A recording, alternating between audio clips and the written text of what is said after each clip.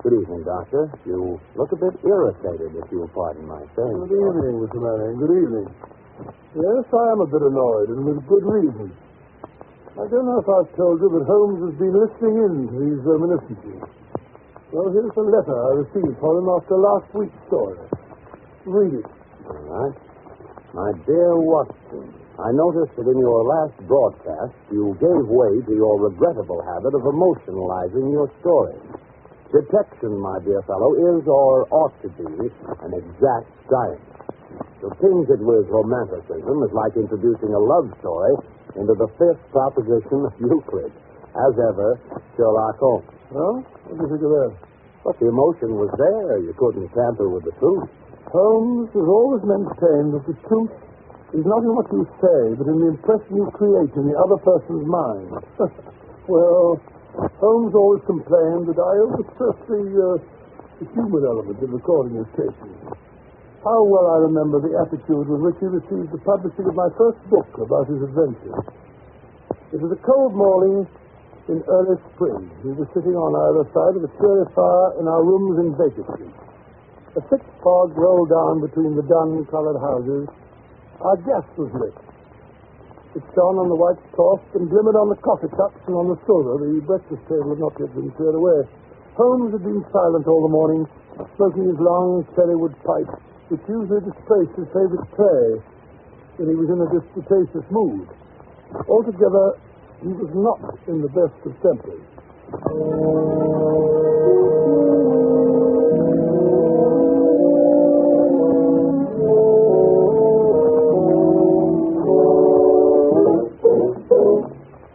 Matches. Where are the matches? Look at that confounded fog. What happens to all the matches in this house, I'd like to know. My dear Holmes, why not use the tongs and a live coal if you want to relight your pipe? Huh? Oh! I've burned myself. For heaven's sake, Holmes, stop struggling. Something's annoying you. Why not get it off your chest? It's that confounded book of yours. What? Sensationalism, Watson. Rank sensationalism. You're always placing the emphasis on the crime. Crime is common, logic is rare. You should stress the logic. You have degraded what should have been a course of lectures into a series of tales. Now, really, Holmes, that's not logical. You're always complaining that crime is falling off. You say there are no first-class criminals left. Quite. And therefore, if you depend on the crime to hold your readers, you will soon be a back number. Criminals. Bah! They've lost all their enterprise and originality. My practice seems to be degenerating into an agency for recovering lost lead pencils and giving good advice to young ladies from boarding school. Advice to the lovelorn, eh? Well, look at this. This note. It came by this morning's post. Here. The last straw, that's what it is. Read it. Let's have a look. Dear Mr. Holmes, I'm very anxious to consult you as to whether I should or I should not accept the situation which has been offered me as a governess. I never do. I shall call at 10:30 tomorrow if I do not inconvenience you. Yours faithfully, Violet Hunter. Where is she? So it's 11 now. Exactly. She's late. Just like a woman. I say, Holmes, you should see your young lady now walking briskly up the street. I see. Brisk, purposeful manner. Nice, bright, intelligent face. Yes, it is. She's stopping at our door.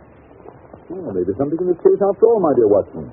She's not the hysterical sort that makes a fuss over nothing. There she is. Come in. How do you do? This is Mr. Sherlock Holmes. Quite. And this is my colleague, Dr. Watson. Well, how do you do? How do you do? I trust you'll excuse my troubling you, Mr. Holmes, but I've had a very strange experience. And as I have no relations of any sort to advise me, I thought I'd just come to you. I shall be very happy to do anything that I can. Well, I've been a governess for 5 years in the family of Colonel Kent Monroe. He's been transferred to Nova Scotia, so that for the last few months I've been without a situation. Well, I advertised and answered advertisements, but without success. You see, the money I had saved began to run out, and I was at my wit's end. Indeed. Well, go on. Well, yesterday I called in at a well-known employment agency run by a Miss Stoker. When I arrived, the outer office was filled with young ladies looking for situations. I was told to wait. But I did. After about half an hour, my name was called out. Though the door to Miss Surfer's private office was ajar, he could decide it was a prodigiously stout man with a round, smiling face and a heavy chin. His eyes were like two little slits. When I advanced to the door, my knees tingling. Oh, Mr. Holmes, if you know how I needed that work.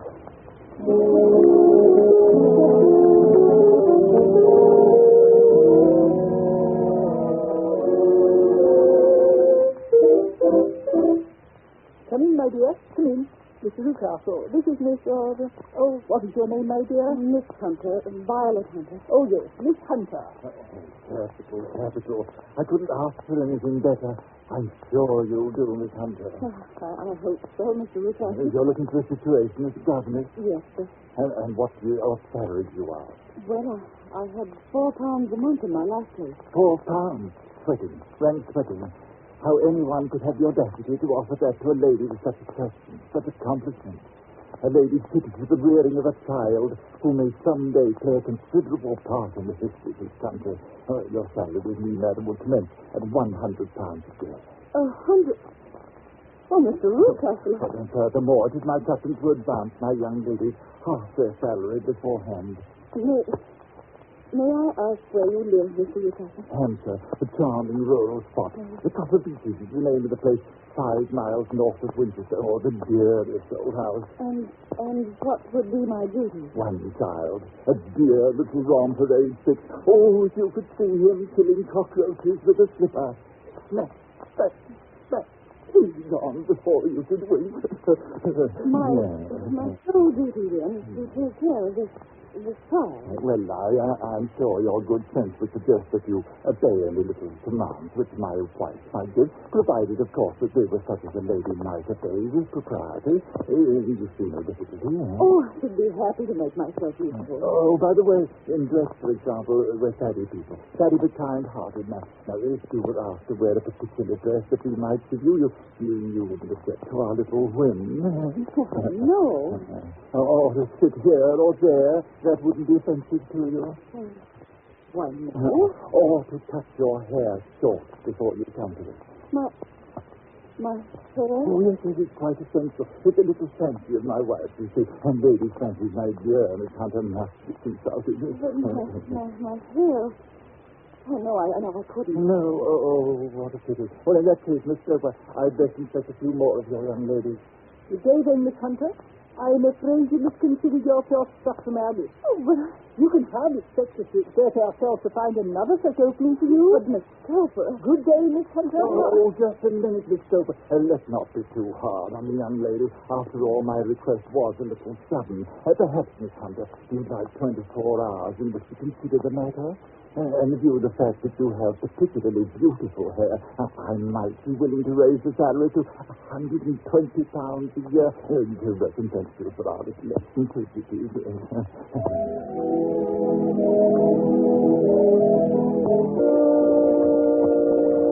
Unusual, most unusual, my dear Miss Hunter. What do you make of it, Watson? Well, perhaps his wife is a lunatic and he wishes to humor her in her fancy in order to prevent an outbreak. Possibly, Watson, possibly. In any case, it doesn't seem a nice household for a young lady. But the money, Mr. Holmes, the money, and I need it so. Well, yes, the pay is good. Too good. Why should they give you £120 when they can have their pick for 40? There must be some strong reason. But I have no choice. Then you've made up your mind to accept?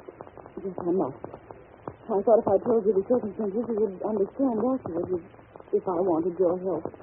And Mr. Holmes, I could feel so much stronger if I knew you were behind me. Certainly you may carry that feeling away with you. And if at any time you should find yourself in danger... Danger? Well, what danger could there be? My dear Miss Hunter, you could cease to be a danger if we could define it. But remember, at any time, day or night, just telegraph me, and we'll come to your help. Oh, thank you, Mr. Holmes. Thank you.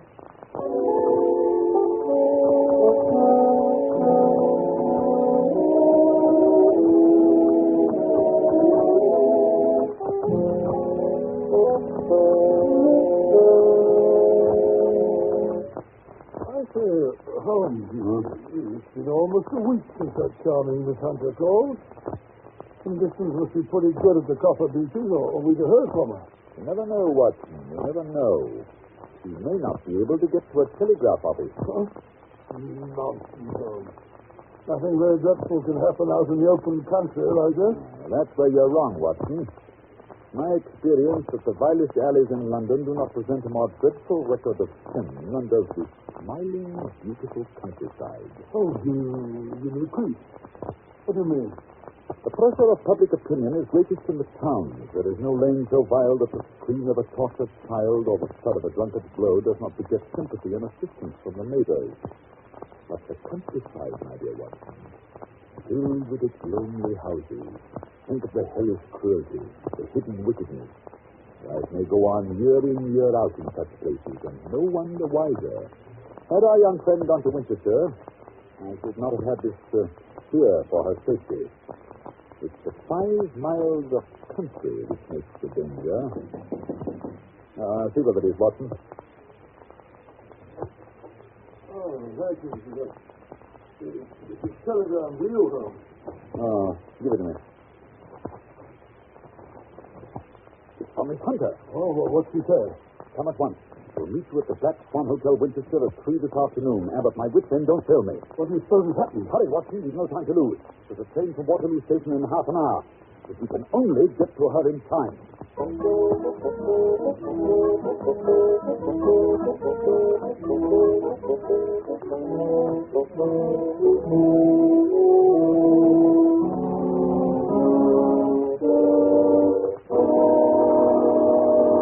In just a moment, we will follow Sherlock Holmes and Dr. Watson on their strange journey. Yes, there's the Black Swan. Opposite the station. Yes, and if I'm not mistaken, that's Miss Hunter waiting for us on the doorstep. She looks a bit pale and shaky, Holmes? Yes. Poor girl is obviously frightened. Mr. Holmes, so kind of you to come. You too, Dr. Watson. Oh, not at all. Thank you. I'll tell you how anxious I've been. There, now, Miss Hunter. Perhaps if we go inside, they can give us a private sitting room. Yes, Mr. Holmes. I've ordered tea this way. Ah, yes, that's better. Nice, cozy fire. Close the door, will you, Watson?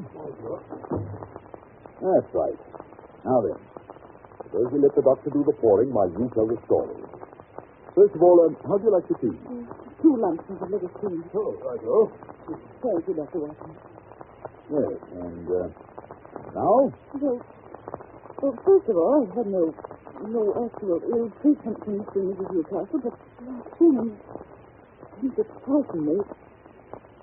However, I'd best begin at the beginning. Yes, that is generally a good place to start. Well, Mr. Holmes, Papa Beeches is a large, sinister-looking house, almost completely surrounded by woods. It's impressive from the moment of my arrival. I was met at the door by Mr. Newcastle and his wife. And is she... No, Mr. Holmes. She's not married. I see. She's a small, pale-faced woman, much younger than Mr. Newcastle. In fact, I gather that she's his second wife. You see, there was a daughter by the first marriage. A girl now over 20, but she's not living at the house. Mr. Newcastle said that she couldn't get along with her stepmother, so he sent her to America, to Philadelphia. And does Mrs. Newcastle strike you as a difficult woman to get along with? Oh, no, Mr. Holmes. She's shy and rather quiet. More than once I surprised her in tears.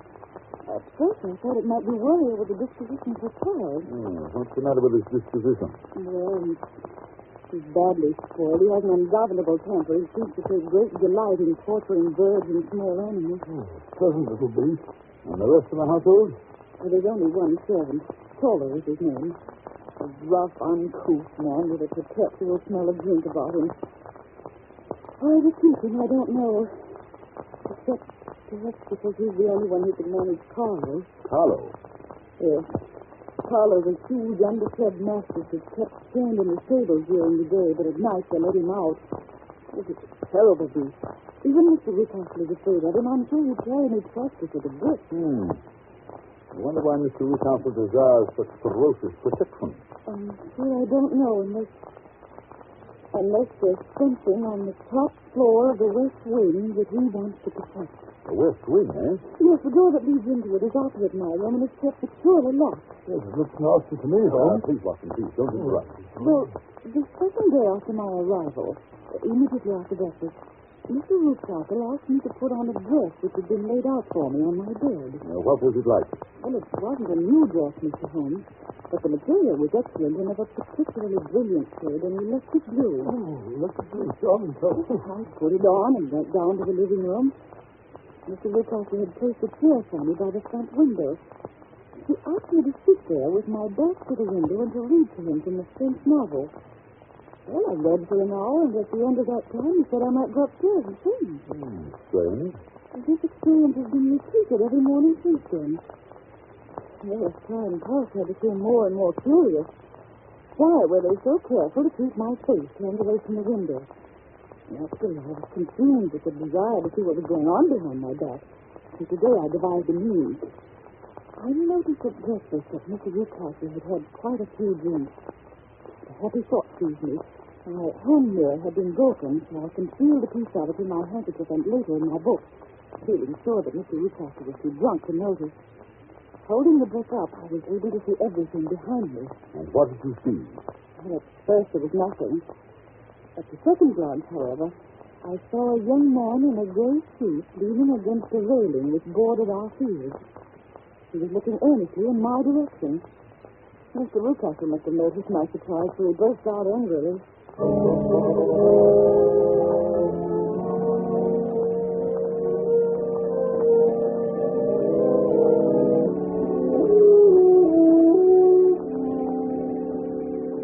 Really, Miss Hunter, your attention must be wandering. That's the second time that you've made that passage. Oh. Furthermore, there's an impertinent fellow up the road who's staring at you. Is he a friend of yours? Oh, no, Mr. Ruthcarter, I don't know anyone around here. Well, kindly turn around and motion him to go away. Oh, wouldn't it be better not to notice him? Do what I signal. I really don't encourage you to have any followers.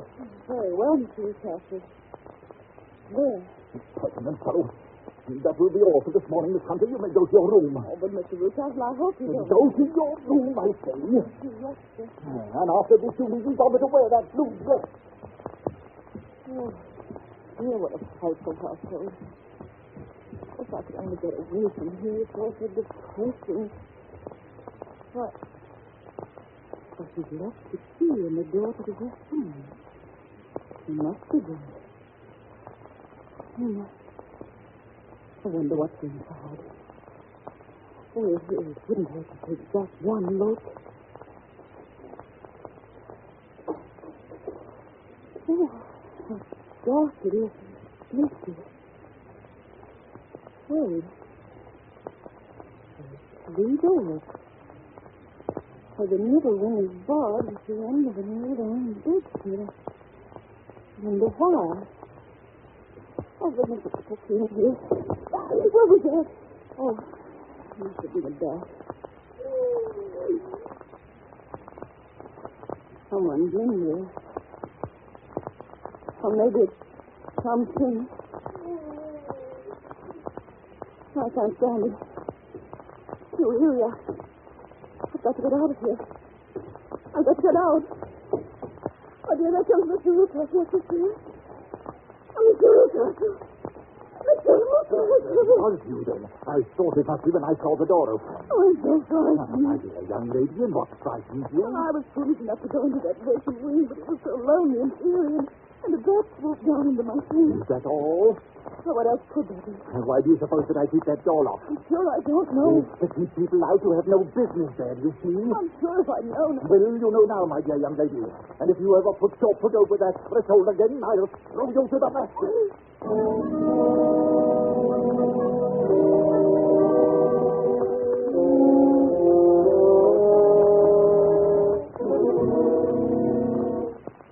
What a dreadful experience. Mr. Holmes, I feel sure there's someone locked in that room. Someone who's unhappy, perhaps tortured. Oh, good heavens, it's almost 5. I promised to be back by 6. And Mrs. Ruthcarter are going out. If Mr. Ruthcarter should discover where I've been... You acted like a brave and sensible girl, Miss Hunter. Yes, indeed you have. Do you think you could do one more thing? I can try, Mr. Holmes. Dr. Watson and I will be at the top of Beeches by 7. The Newcastles will be gone by that time, and I don't imagine the mastiff will be let loose until they return. Oh, no, Mr. Holmes. It would be too dangerous for them to get back to the house. Good. We will hope the Toller is still drunk.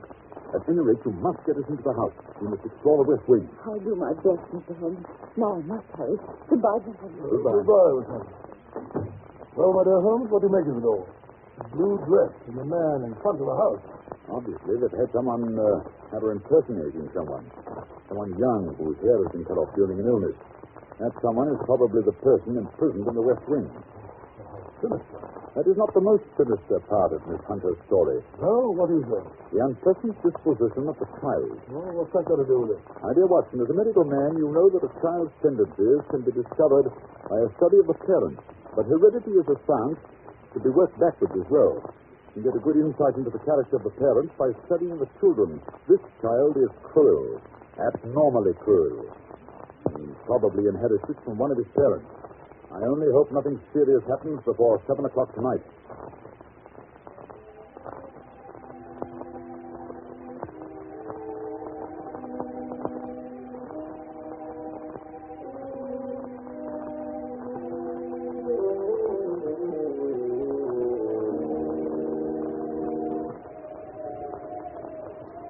Yes, what a night.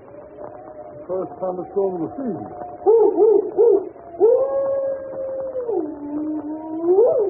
Listen to that dog. He's in an ugly temper. Listen to the house. With this group of copper beeches in front of it. Yes. Miss Hunter waiting for us in the doorway. The coast is secure. Come in. You must be close to the street. Oh, you're rather wet yourself. Be careful, you know. You'll be What? catching... What's that sounding? It's Toller. He was just going out to release the dog. I sent him to the wine cellar, then locked him in. Splendid. I managed to get Toller's fuses off him, too. He gets quite drunk. They're duplicates of Mr. Rucastle. Better than better, but come along upstairs. We've no time to wait. Have you got your revolver handy, Watson? Yes. Good. Good heavens, that lightning must have hit quite near here. The copper beeches, no doubt. No, this tree. Oh, this one. That's right.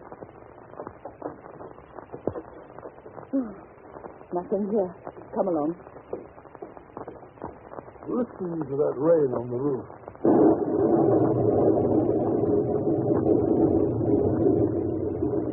The middle door, you said. Hello in there. No answer. I don't like that. Watson, help me remove this bedstead, will you? That's right. It's tied at one side. Here, cut the rope. That's it. The door's locked. Oh, you must break it open then. Come on. 1, 2, 5. Hello. There's no one here. Baron Rucastle has made away with the prisoner. You may be right. He's probably been carried off. Yes, but how? Through the skylight. It's still open. Shut that table over here. What are you going to do? Stand on it, of course. Yes.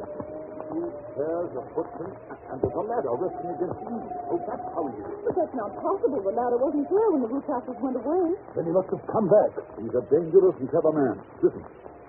Yes. I think I hear his steps on the stairs. Oh, Mr. Holmes, kill us all. I thought I'd find you here. You villain, what have you done with your daughter? I'm the one that brought that. You see, Robert. I've caught you. You're in my power. I'll take you. Hello. Hello. He's going to get the dog. We'll be torn to shreds. Quick, Watson. We must close the front door. Let me up, Mr. Rucastle. Loose the dog. You kill Mr. Rucastle. Oh, quick. It'll be too late. Hold on. Get the keys, mister. I'll let him out. All right. Oh, it's Carlo. He's got Mr. Rucastle by the throat. Quick, Watson, give me a revolver. Careful, you don't hit the man by mistake. Shut up and stand back, Watson. Oh, Mr. Holmes, thank heaven. You killed Carlo. I thought it was too late. It's so horrible. I think Watson and Tola, bring Rucastle into the house, will you? Oh, it is so strange. Weak.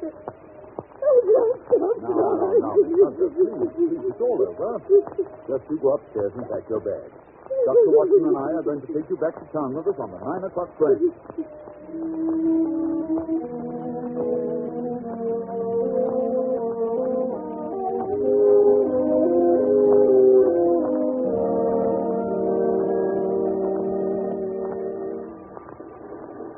So you think, Watson, that Newcastle will live? I'm afraid so, Holmes. Oh, I'm so glad to get away from that dreadful place. I say, Holmes, just what did happen to the prisoner in the West Wing, and who was it? It's all so disgustingly simple, my dear Watson. It's Newcastle's daughter, as I suspected. It seems that she had inherited some money from her mother, who was Newcastle's first wife. When she threatened to get married and take a small fortune with her, her father tried to get her to sign a paper giving the money to him. He worried her until she got brain fever and had to have all her hair cut off. Oh, what a brute. I got all these details from Tiller. Still, her young man stuck to her, and she to him.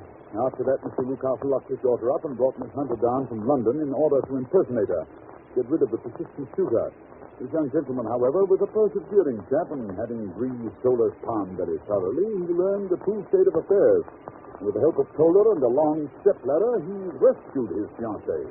They're now headed for Southampton with a special license, and this time Miss Newcastle, or rather Mrs. Fowler, is really going to America on our honeymoon. Oh, this is quite romantic, isn't it, Holmes? You and your romance, Watson. You're a regular old woman. Well, I'm glad we were able to help the poor thing, but I wouldn't go back to that house again. Not for twice the salary. Oh, that reminds me, Miss Hunter. I was talking to a friend of mine about you the other day. She had a private school in Walsall. I believe she said she had an opening for you. Oh, Mr. Holmes, you're a darling. No, my dear. It's quite inconsequential. Already know. Shut up, Watson.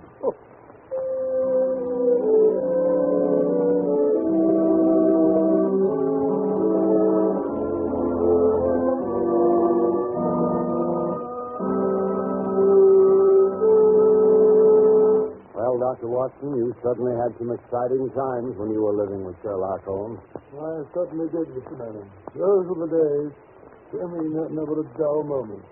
Yes, when I think of the thrilling experiences that Holmes brought into my life, I can almost